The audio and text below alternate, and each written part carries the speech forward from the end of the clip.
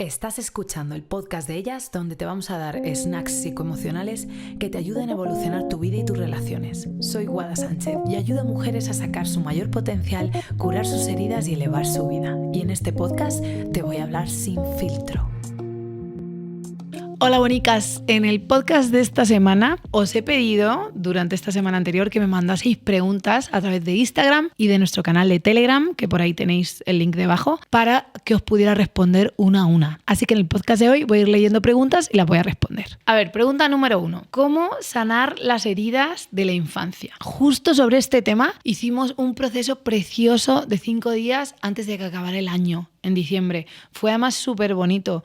Estuvisteis más de 400 personas en directo. Seguisteis el proceso online más de 1000 personas. Fue una experiencia muy bonita para mí, además muy especial porque fuisteis muchas mujeres con las que pudimos trabajar a la vez y acompañaros. Yo soy muy bonito. Y lo queremos repetir en marzo. Así que estad atentas, apuntaros a la newsletter, escribirnos, porque muy pronto vamos a hacer un proceso de estos bien potentes y más intenso, más profundo que del de diciembre. Así que muchas ganas de eso. A ver, pregunta 2. ¿Cómo actuar ante ataques verbales e intentos de hacerte el vacío con un grupo para echarte? A ver, preguntaza. En una situación como esta, yo te animaría a identificar quién es la persona con la que más tensión hay, porque en este caso habla de grupo, o puede ser que haya una o dos personas, y tener una conversación con esa persona. El otro día vi justo un clip de Ilenia, de Jersey Shore, que madre mía, la verdad es que era bastante interesante, por no decir nada. En el clip estaban todos en la casa de fiesta y llega una chica de fuera y Ilenia pues empieza a decirle cosas, a bulearla, a insultarla, pero además súper despectiva. Y la chica pues eventualmente se pone a llorar. Y Lenia al final se acerca y la intenta consolar y le explica, tía, es que claro, como vienes de fuera, bueno, intenta al final consolarla, que es lo interesante. Y es que muchas veces en las dinámicas de bullying, cuando no se les dice nada, la gente continúa. Y en el momento que se les enfrenta desde la vulnerabilidad, muchas veces se bajan del propio carro y hasta piden disculpas. Esto es un ejemplo un poco random, pero es que me hizo gracia como incluso en ese lugar tan disfuncional se consiguieron corregular. Si desde un lugar vulnerable cuentas cómo te sientes y hablas con esa persona, probablemente que esto te acerque hacia la resolución. Pero claro, estas conversaciones son complicadas. Y que es importante, casi más que hablarlo, el cómo lo hablamos. Porque una cosa es hablar y otra cosa es cómo lo hablo. Nosotras, en nuestro proceso terapéutico grupal, que te dejo el link siempre allá abajo, trabajamos mucho con la parte de corregulación, que implica comunicar mis necesidades y expresar mis límites a otras personas, que de hecho esta parte la hacemos al final, porque para mí es muy importante primero que podáis aprender a autorregularos antes de comunicar. Es decir, si yo conozco mis heridas y sé autorregularme, hablar con los demás me va a ser mucho más sencillo. Y probablemente no voy a acabar culpándoles, quejándome o invalidándolos. En cambio, cuando yo no me sé autorregular y cuando yo no tengo identificadas mis mierdas, es muy probable que las cosas no funcionen. Entonces, si cuando hablas con los demás las cosas suelen salir mal, puede ser una señal de que la conversación no se está dando de una manera corregulatoria. Entonces, si te sientes lista y puedes desde un lugar tranquilo y autorregulado, puedes hablar con esa persona de manera asertiva y puede ser que la cosa se resuelva. Y si no se resuelve, siempre puedes poner tus límites, que siempre es winning, siempre es ganar. Lo importante es hacerlo de una manera asertiva y intentando conectar con la otra persona, no desde la lucha. Entonces ya no solo hablar con el otro, sino es muy importante que identifiquen la parte de cómo hablo, si tengo las herramientas para poder enfrentarme a esas conversaciones. Pregunta número 3.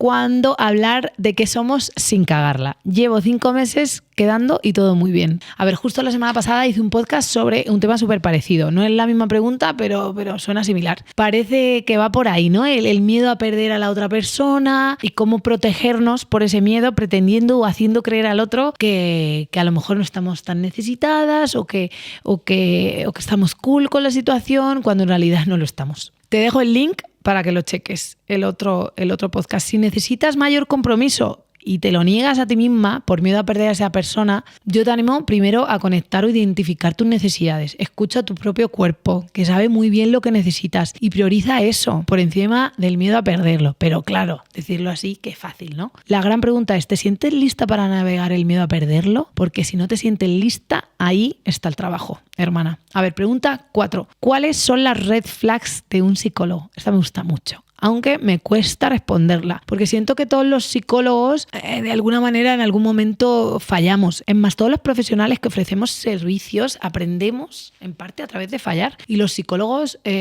no salimos de la carrera impolutos, es más, no nos enseñan nada. Primero, entonces diría algo a favor de los psicólogos, y es que entender que cualquier profesional no es perfecto. Es más, parte del proceso fundamental en una relación terapéutica es cuando hay rupturas terapéuticas. Siempre os hablo de la ruptura y la reparación. Es decir, cuando de alguna manera no conecto con tu necesidad, por ejemplo, ¿no? Con la del paciente, o no te valido, no te doy exactamente lo que necesitabas. Y esto pasa constantemente en terapia porque no somos perfectas. Pero fíjate, esto puede ser positivo. Reparar estas rupturas, mini rupturas, permite que el paciente viva una experiencia real de cómo en la vida alguien no se entona contigo y luego repara. Es un simulacro de lo que ocurre en la vida real. La ruptura y la reparación son fundamentales y una gran oportunidad para aprender y para crear seguridad relacional. Es más, os cuento una anécdota. En una formación de Peter Levine, que es un referente en trauma mundial, que es un crack, que tiene 80 años, él decía que antes de cada sesión se prepara para cometer 3 errores. Es más, siempre era un ejercicio, era: cuando yo nos hacía una demostración de cómo hacía terapia, busca 3 errores. Y nos hacía ese ejercicio, buscar sus 3 errores. Imagínate qué lección de vida. Incluso un maestro del trauma como él acepta y te anima a que busques 3 errores en cada sesión. Imagínate si lo hace él, ¿cómo no vamos a hacerlo nosotras? Mirarnos con compasión es genial y creo que es humano y es importante, pero sí puede haber red flags. Y si hubiese, te diría estas. 1. Si un psicólogo te juzga diciéndote que estás bien o mal, eso puede ser una red flag. Es más, bien o mal es algo que yo tendería a usar como terapeuta. Que se te escape un bien o mal es normal, porque al final es un lenguaje que es difícil quitarse porque es un lenguaje muy social. Pero si es algo, el juicio está ahí constante, puede ser una red flag. 2, si cuando comunicas que algo no está funcionando, el psicólogo no está abierto a repararlo o tomar responsabilidad. Es decir, cuando se da esa ruptura, cuando tú no te sientes entendida y lo dices, no se te recoge y se alimenta la relación con eso. Eso es muy importante y creo que es fundamental y vertebral que los psicólogos entendamos ese proceso de ruptura y reparación. Y una última que te podría decir es si un terapeuta, y la veo mucho en redes, además en creadores de contenido, critica a otros enfoques sin contexto histórico o sin un análisis complejo, también me parece una red flag. Todos los enfoques tienen un sentido en el contexto en el que emergieron, y el poder ver el trabajo de otras personas desde la complejidad y no tirarlo por el suelo me parece un código casi de honor, y me parece importante a la hora de ser no solo psicólogo y clínico, sino científico. Una pregunta que me habéis lanzado también 3 o 4 veces es sobre el síndrome del impostor, cómo dejar de serlo, cómo dejar de tenerlo, por qué vivo con el síndrome de la impostora. En realidad, como muchas veces os digo, esta es otra metáfora. Hablamos de esto hace poco. No es ningún síndrome, no existe, no está en ningún libro de diagnóstico. De hecho, es una sensación muy humana, es que tengo que hacer las cosas de una manera excelente para valer o para merecer el dinero que me están dando o el puesto que me están dando. Y bueno, usamos este nombre de la psicología popular, que es el síndrome del impostor, ¿no? Para explicar o hablar de esto, y se popularizó mucho hace unos años. Para salir de ahí te animaría a que investigues esto, si puede ser acompañada mejor, y que explores esas partes vulnerables de ti que mantienen la creencia de que valer está ligado a hacer. Es decir, mejor hago, más valgo. Y si no lo hago perfecto, o muy bien, o muy excelente, o no estoy en el top, pues no merezco tanto. No te puedo decir tanto cómo salir de ahí, porque eso es parte del proceso terapéutico y cada uno salimos de los sitios de manera diferente también. Entonces es importante que explores el origen, de dónde viene, qué elementos tiene, para así poder ver los primeros pasos hacia allá. Aunque uno de los primeros es explorar, y a partir de ahí ya ir descargando emocionalmente ese sitio y empezar a soltar esas creencias para poder enfrentarte a ese miedo, que por otro lado es muy común, pero que a la vez nos cuesta mucho enfrentar, que es el juicio ajeno y el juicio de cuando no hacemos algo bien, el juicio del otro, la mirada crítica del otro, nos cuesta mucho gestionarla, y es muy humano intentar huir de ahí. Lo importante es que vayas construyendo herramientas,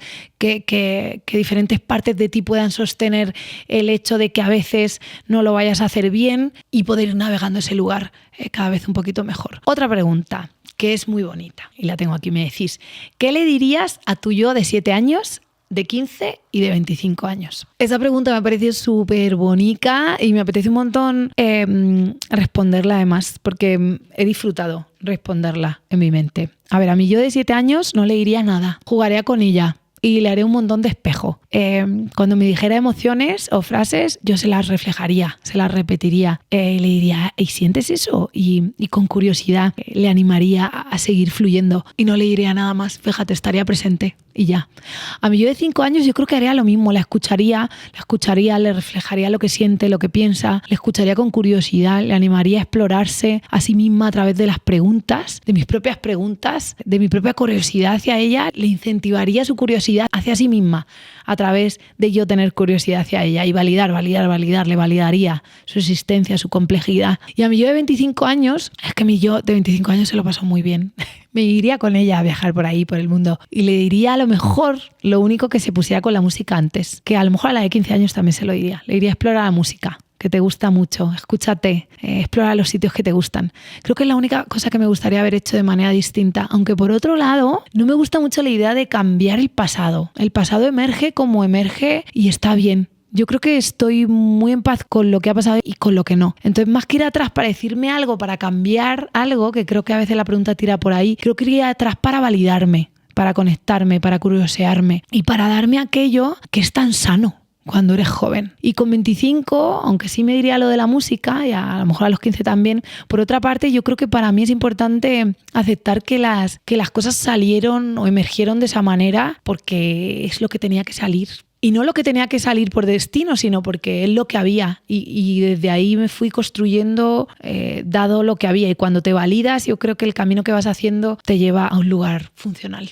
a un lugar que funciona. A ver, otra pregunta. ¿Por qué si yo sabía que mi relación no funcionaba, si yo quería separarme y lo estaba pasando mal, ahora que es él el que lo ha dejado, por qué me siento fatal? A ver, pues no lo sé. Y os digo esto porque muchas veces me hacéis preguntas que se supone que yo tengo que tener las respuestas, pero en realidad las tenéis vosotras solas. No hay un estándar universal de que cuando hagamos cierta cosa siempre es por algo. Creo que muchas veces esta pregunta lo que refleja es que estéis cabreadas con esa parte de vosotras, en plan, ¿por qué hago esto? No quiero hacerlo. Entonces, todas las preguntas que decís, ¿por qué estoy haciendo tal y cual? Yo te exploraría o te animaría a decir con qué parte de ti estás cabreada, que hay algo ahí que no está resuelto o que no está procesado, qué parte de ti, cuál es el conflicto interno y exploraría y trabajaría por ahí. Y hay a veces que cuando esto pasa o cuando nos quedamos en situaciones que nos queremos, otra cosa que puede pasar es que haya alguna emoción no procesada, alguna rabia, alguna tristeza, algo que no ha terminado de estar en su sitio y se rumia y se repite.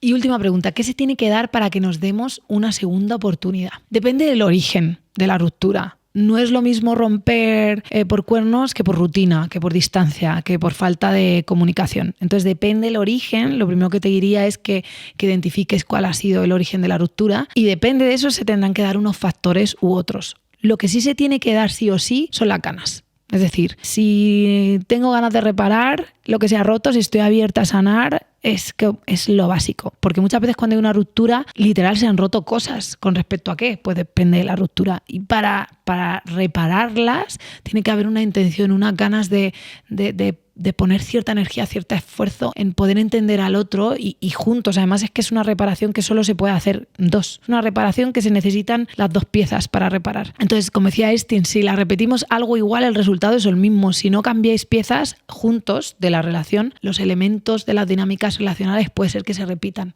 Entonces, la clave sería que haya ganas y que juntos se cambien piezas para que se pueda dar esa reparación. El amor, de hecho, no es suficiente para que se dé solo la reparación. Cuando nos queremos se puede sanar, sí, pero tienes que quererte y tener ganas y mover piezas. Si no, el resultado puede ser el mismo. Bueno, bonicas, pues mil gracias por vuestras preguntas. Tengo ahí un montón y pronto haré una segunda parte de este podcast con más preguntas porque me llegaron muchísimas y no me da tiempo a responderlas a todas. Pero mil gracias por aportar. Me encanta cuando aportáis con vuestras preguntitas y espero que os haya aportado mucho este podcast y os veo muy pronto con más snacks psicoemocionales sin filtro.